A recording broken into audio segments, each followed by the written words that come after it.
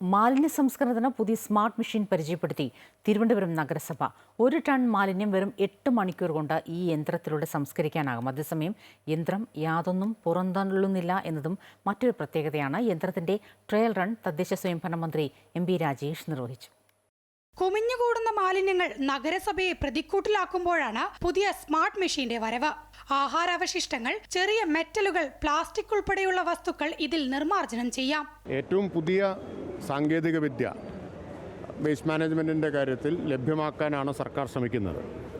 അപ്പം അങ്ങനെയാണ് ഈ സ്മാർട്ട് മെഷീൻ ചണ്ഡീഗഡിലും അതുപോലെ ചില നഗരസഭകളിലുമെല്ലാം അല്ലെങ്കിൽ രാജ്യത്തിൻ്റെ പല പ്രദേശങ്ങളിലും വിജയകരമായി ഉപയോഗിച്ച ഒരു സാങ്കേതിക വിദ്യയാണിത്.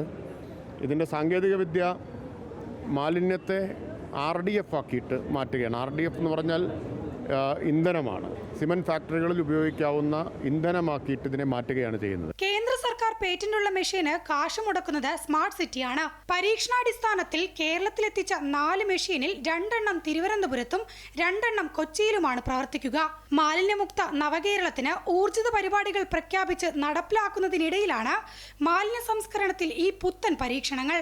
അമൃത ന്യൂസ്, തിരുവനന്തപുരം.